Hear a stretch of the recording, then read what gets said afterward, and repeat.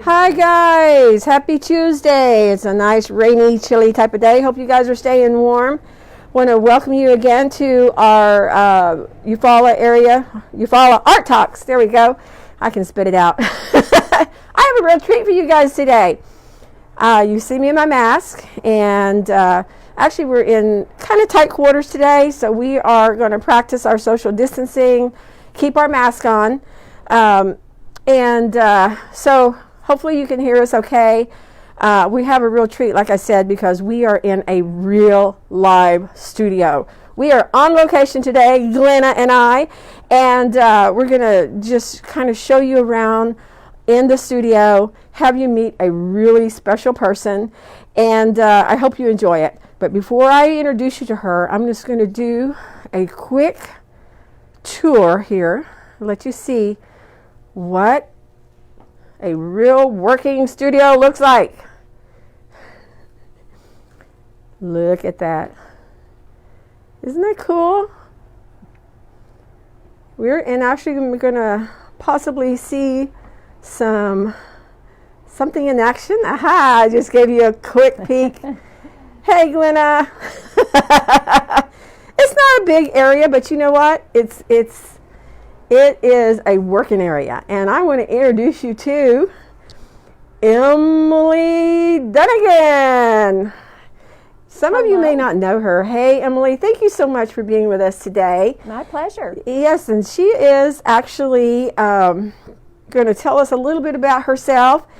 This has been, I guess, you've had this space now for how many years? 20. 20 years. Oh, that's exciting. I want to hear more about it. Now, guys, Emily is an artist. She does a lot of different things, and she's going to tell us about it. And we're going to be kind of mobile today. We're going to be walking around a little bit. She's going to show you some things. So excuse the jerky movement, but I think you're going to enjoy it. So let's just get into it here. Emily, tell us a little bit about, well, how you started in art. I can honestly never remember not drawing. I always loved to draw, and other kids, my friends, would be reading comic books, and all I wanted to do was draw. And I also used to make, my brother would mow the lawn, and I would scoop up the grass clippings and make house plans out of the grass clippings. And wow. I just always enjoyed seeing and looking. And so when I was 10 and 11, a wonderful thing happened, which is that the Junior League of Oklahoma City gave free art lessons to any kid that would show up at the downtown public library. Cool. And my mother got me down there every Saturday for 2 years, and I learned most of what I still use today in those 2 years at that early age. And our teachers were Richard and Edith Getz, who were wonderful, well-trained oil painters and portrait painters. And so I learned a lot from them. We started out in charcoal, and then we moved on to oil. And I had my own little easel and my own little box for oil paints, which was really special to me.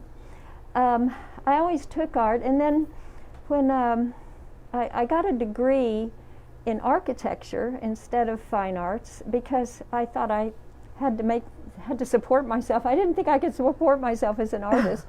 And so I got a degree in architecture, which I also loved. I love designing spaces and getting to know people and what their needs are, and then translating that into a design of spaces is a very wonderful, fun exercise. Well, and that is art. That's art. Yes, that's an art in itself. Yeah. It is.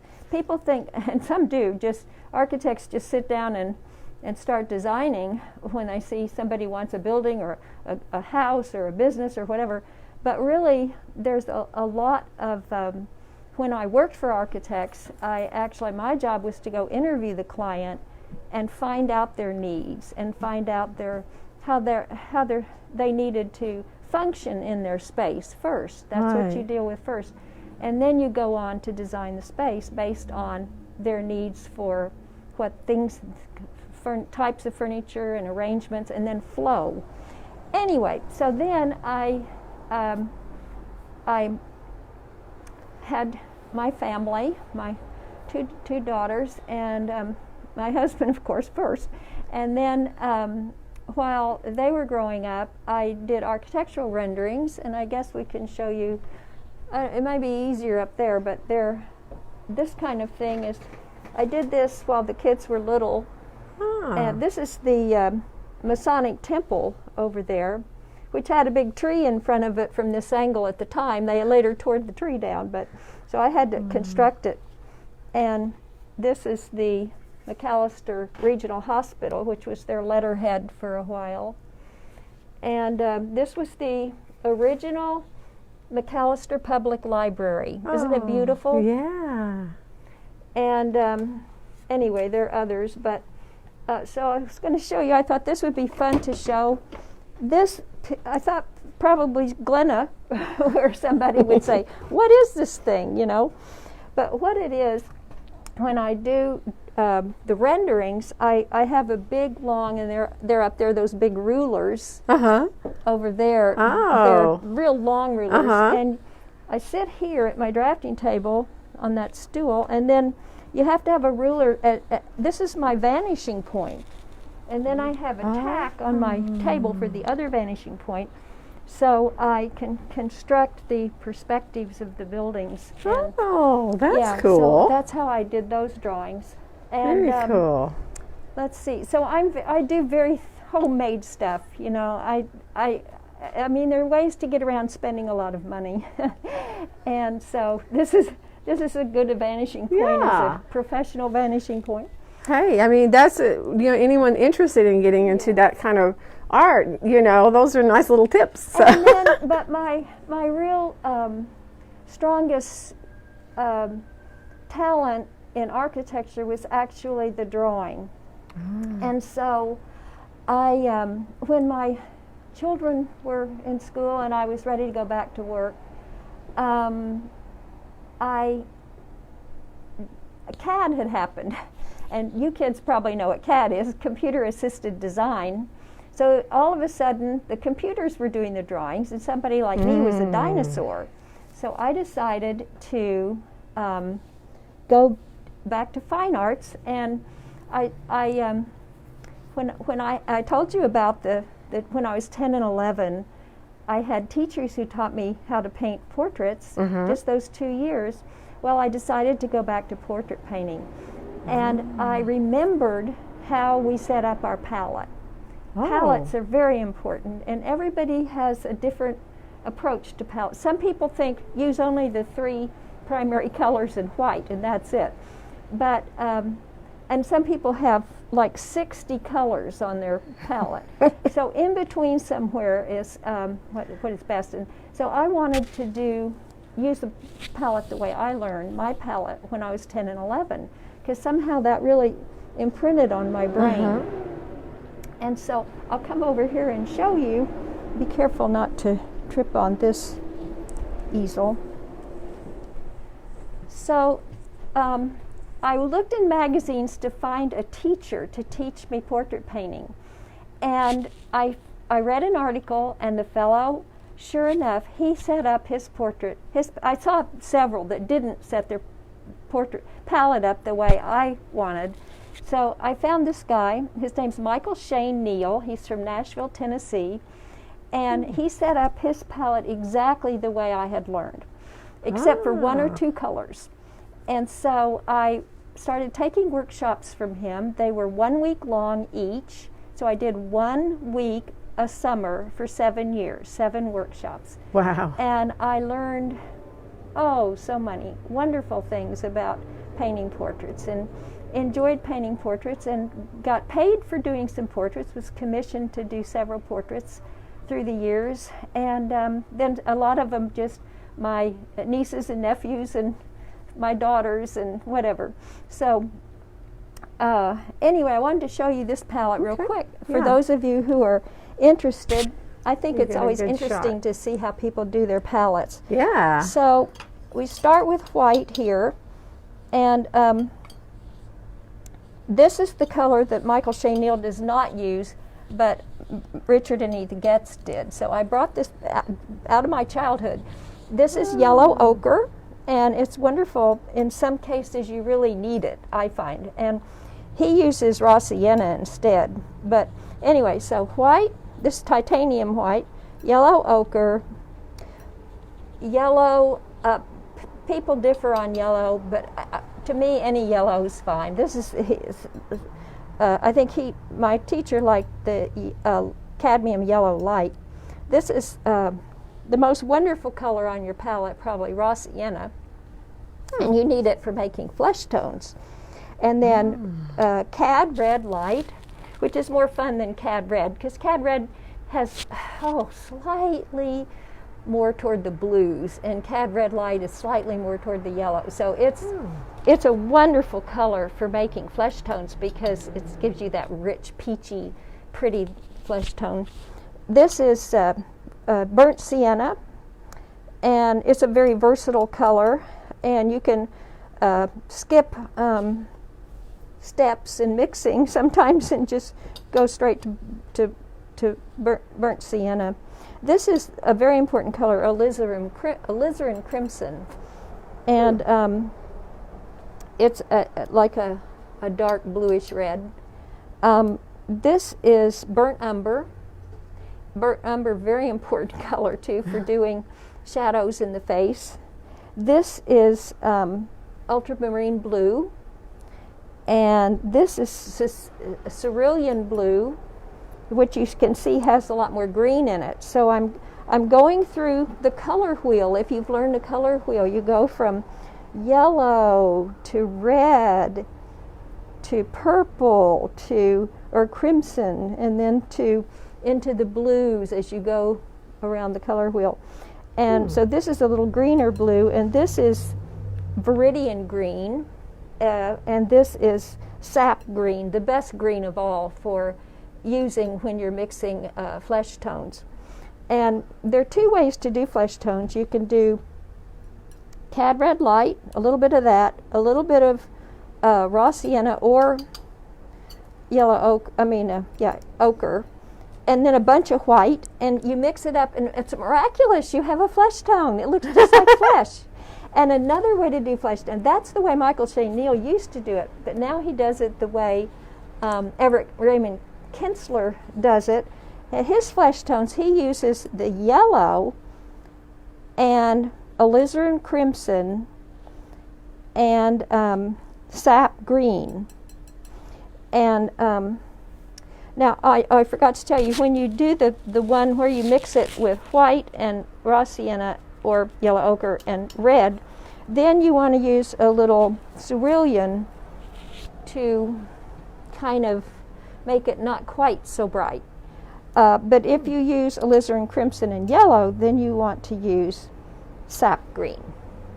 Okay, wow. So I would never remember all that, but that's very interesting. well, if you do it year after year after year, you remember it. Okay, now, I'm sorry, let's talk about this picture since we're right here. Can we talk about it a little bit? Yeah. And this portrait, that is beautiful. This is actually my niece's daughter, my grandniece, and I'm doing it for fun, but I love the photograph that I started it from, and I know her quite well, so I remember how she looks. But and this is what this lasso's here for. I needed a rope, and so I found this old lasso. Oh, yeah. And so I've used it to kind of get the rope of the swing. Yeah. I think it was green or something. It didn't make sense in a portrait for the rope to be green. Anyway, but and I tried to change the colors because I didn't want the black in there, and her mother said, oh no, she wore that black every day. She's got to have that black in the portrait. So anyway, I'm finding this now way too representational and thinking about just making the whole background much more subtle and abstract. But I probably won't. I'll probably just finish it and send it off. I was going to tell you, there's a wonderful painter. He's a portrait painter, and his name is Bert Lindstrom, Lindstrum, I think. And he isn't the best portrait painter, but he's definitely got the best backgrounds. So if you want to get ideas for backgrounds for a portrait, or even a still life, his backgrounds are just fabulous. And I'm not going to find one now, but you can go online, Bert Lindstrom. And actually, about 10 years ago, I applied to be on portraitartist.com, which is a clearinghouse for portrait painters and for people who want a portrait. And I got accepted, and I felt like I can die now. You know, that was the happiest moment of my life. So I'm listed, and my website is on portraitartist.com. And so is Bert Lindstrom, and so is my teacher, Michael Shane Neal. They're all on portraitartist.com. Wow, that's impressive. So you can go to portraitartist.com and just search around, and it's really fun to do that. You know, I just want to point out one thing to our viewers is that as you were talking about your portrait and all the things that you know that you want to do and this and that, I have found I'm not an artist. I'm just a supporter, and I have found just by being around Glenna and some of the others, you know, it's interesting how people do their work and how they're never quite satisfied, and it's always a work in progress. And I recently attempted a portrait when we had an exhibit, and I can see, I mean, I was never happy. I repainted it and repainted it and repainted it. I know. And so, but I think it's interesting, just like even using the lasso. I would have never thought about it. I just think, okay, artists, they just, all this, but you use what you have to use. Yeah. Right? I actually had perfect. that lasso in my studio. I'm not sure where I got it or why. I'd had it. It was over there on a nail for years, and I thought, oh, that'll work for the rope. Yeah, and so as artists, they use outside things to help create what they see in their mind. I guess is that. In fact, one of the most frustrating things is having to use photographs. In fact, any real thing you can find, it's so much better to paint from life. And I'm going to honestly tell you, you won't believe it. It's easier to paint from life. Wow. It is easier to paint from life like a person. And I've had many standing over there, or I've turned my easel around and have them here. It's easier because the flesh tones, the colors are exactly the way they are, and they're going to stay that way if you have the similar light. Whereas a photograph, there are all kinds of weird blue and purple things, shapes in photographs that aren't in reality at all. Right. And sometimes you have to transpose from if you paint someone from life and then they leave because they got to go pick up their kids or whatever, and you take a photograph of them and you use the photograph from then on, it's awful. And I'll tell you what it's like. If you ever known anybody who's really good at playing the piano, they can read the music in the key of C and play it in the key of A. Well, that's what it's like. You know, those are really great pianists. And pianists who play, accompany singers have to do that.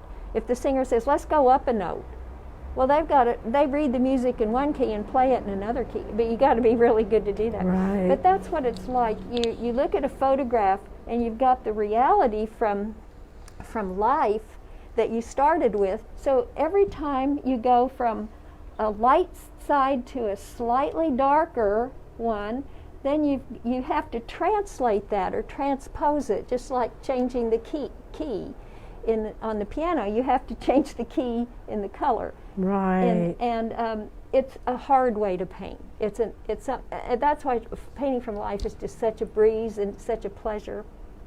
Okay, now I was going to tell you, this is not my favorite of my portraits. But it's very interesting. Well, thank you. Yeah. And then, you know, nowadays people want them much more impressionistic, or they don't want anything representational. They just want abstract. And I'm not an abstract painter, so I guess it's good that I'm retiring. But what I did was, when I got to the point of retirement age, after painting portraits up to that point, I I don't know, we bought a condo in Oklahoma City and it had this big blank garage wall, and I thought I want it to look like windows are there. So I got it in my crazy head to do a mosaic, which I had never done in my life. So I bought all these books on how to do a mosaic, and I studied them, and I got online and I looked at a million mosaics, and I ended up drawing out. You can see the drawing over there. Oh, that's just one of many. Little sketches, you know how you do little thumbnail sketches at first to just kind of give you an idea of what it's going to look like. Then sketches.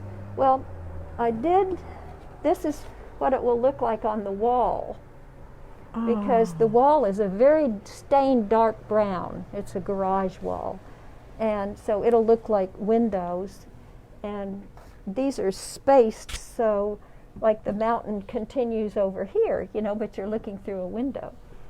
Oh. Yeah, so the mountain comes over here, and this mountain comes down here like this. So that's cool, yeah.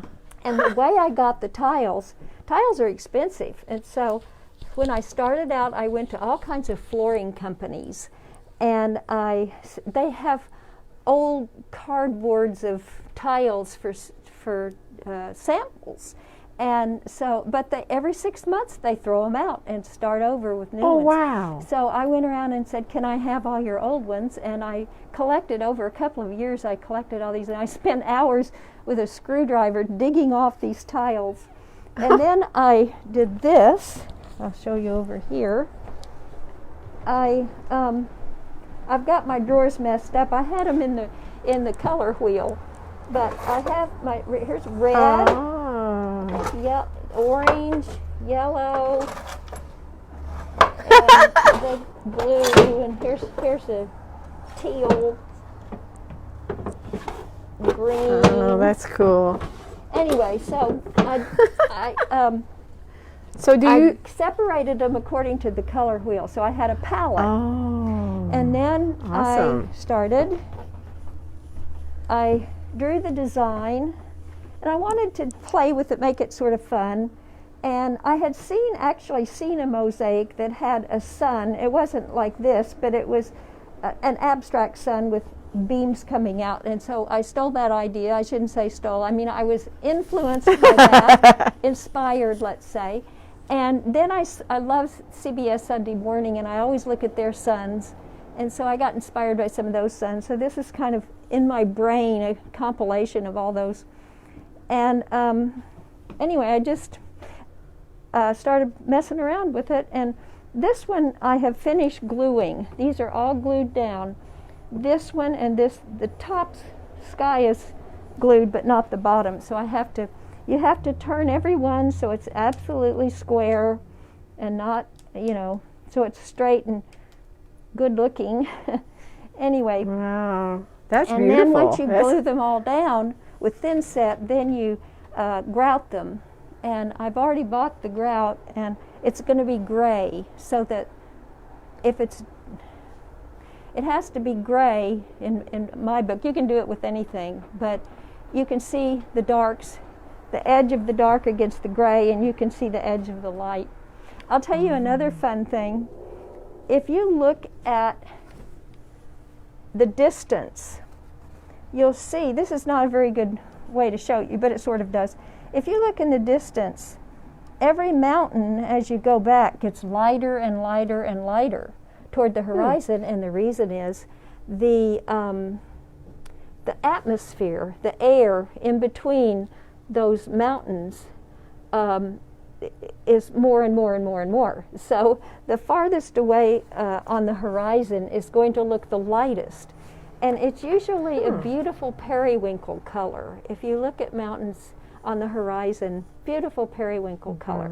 So I bought a whole box of periwinkle so I could do this one row well, not a whole box. I mean, it wasn't that expensive, but I think about $10 maybe to get enough to do that row of periwinkle, because I just didn't have the right color. That is cool. And then over here is also the same periwinkle over here. Well, we're going to have to schedule another time to come back. I want to see the finished product. I think that'll be amazing. Well, thank you for coming to my studio. I really that is so having great. you. Well, before I let you go, I want you to tell me about some of these pictures on the wall. You said earlier that some of them are just inspiration. So you use them as inspiration when you're doing. They're not mine. They're other people's. This was done by Richard Getz, who was my teacher when I was 10 and 11. That's my daughter when she was 5. That is awesome. This painting up here with the lady in a white dress, I just bought on the Paseo at some art gallery. I just loved it. Then below her is my husband's grandmother. I did that drawing before she died. That's awesome. And then the one at the top up there is one of my ink renderings. And that's the mine number 4 in Pittsburgh, Oklahoma.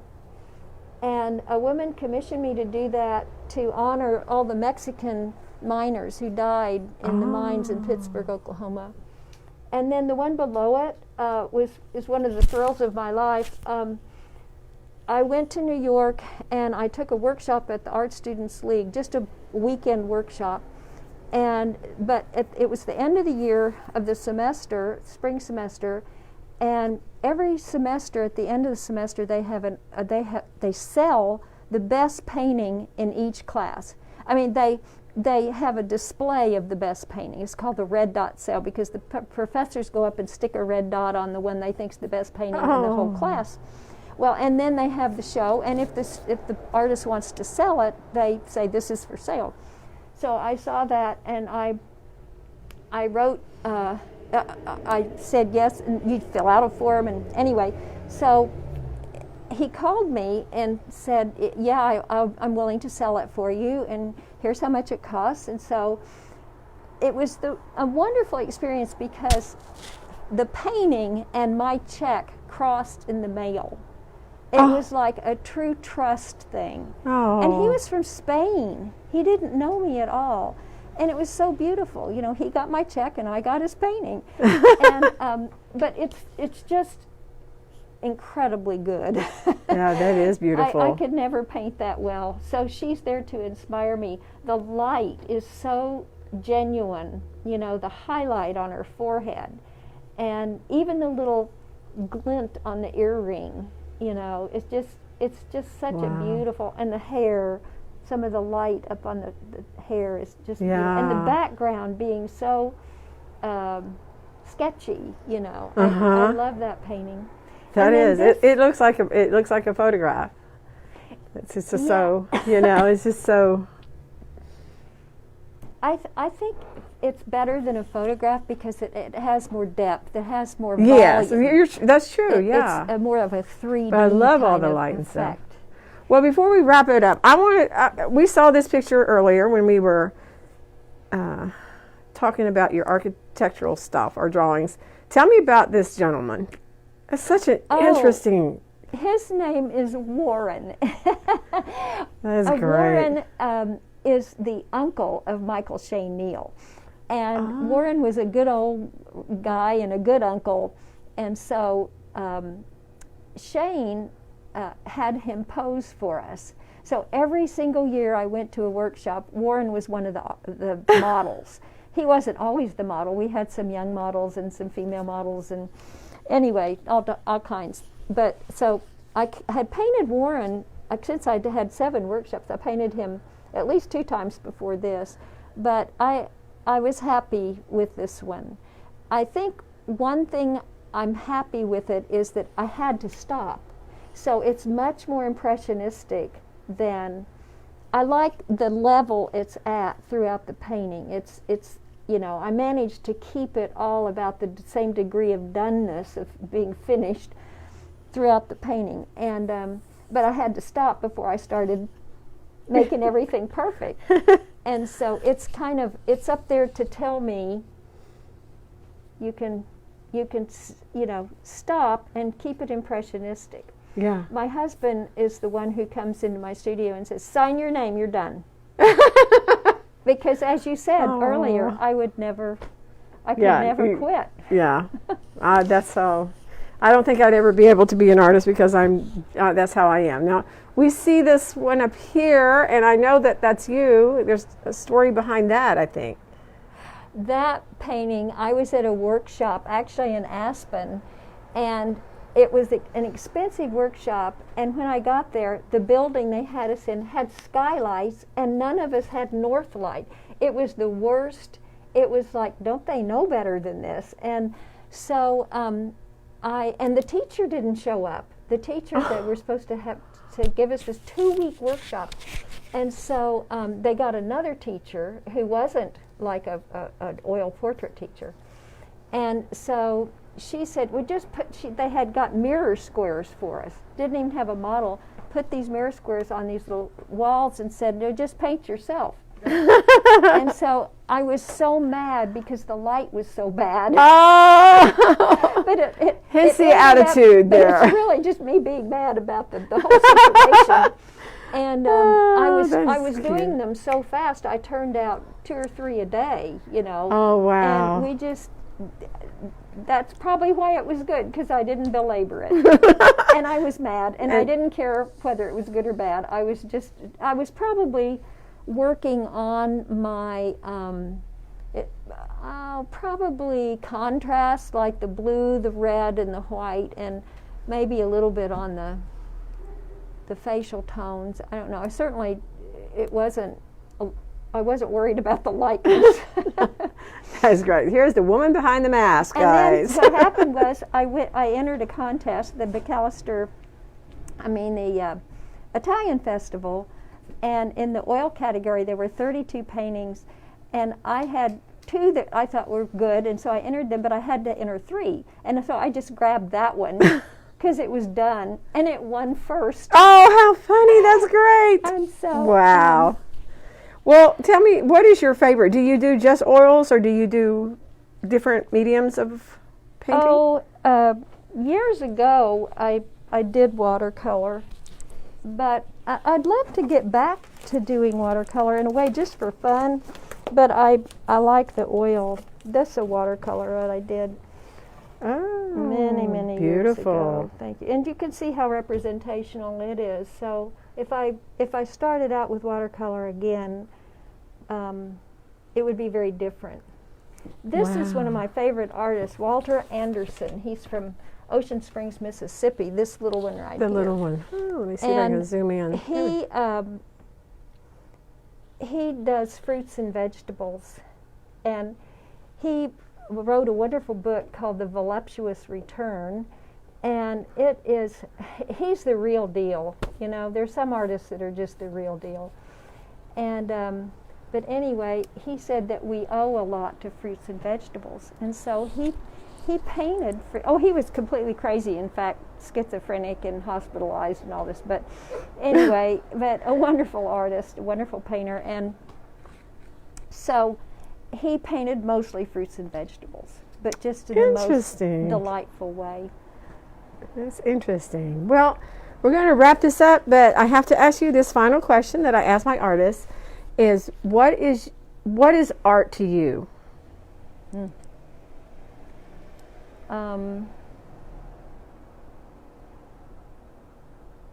How would you define art?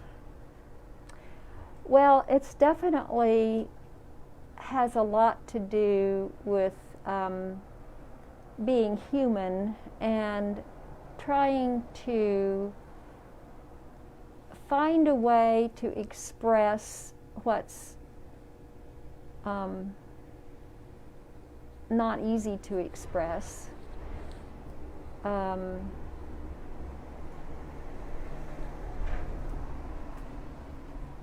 It's all of the expressions of emotions, also of reason, that we need. Sometimes we need art to be a reference point so things can be discussed. And if you have a work of art, you can discuss those things. And or can discuss emotions and reason. I'm not sure. That's a tough one. Yeah, that's awesome, though. I love that. I love that. Well, Emily, I wish we had more time. I think I could visit with you all day. Thank you so much for allowing us to come into your wonderful little studio here and sharing the different types of art. I think it's an encouragement to people to see that, hey, you know, just like with the Mosaic, I'm going to try something new. And, you know, anyone that's interested in doing art or that has always, or maybe has a compassion of trying it, they just need to do it. And I think you set a great example for that. And I just have to say, you have such a gentle spirit about you, and I just love it. I could just, and you feel it in here. So you can feel your love for art, your love for sharing. And I think today was very interesting because I'm hoping that somebody can take something away from this today, and just even seeing how you go about doing your art. It's just fantastic, and I want to say thank you for everything that you have done for the arts and for letting us be in your space today. My goodness, thank you so much. I enjoyed having you. Well, hopefully we'll be back and see how that Mosaic turns out. Okay. All right. Terrific. Thanks so much. All right. Thank you. Bye, guys.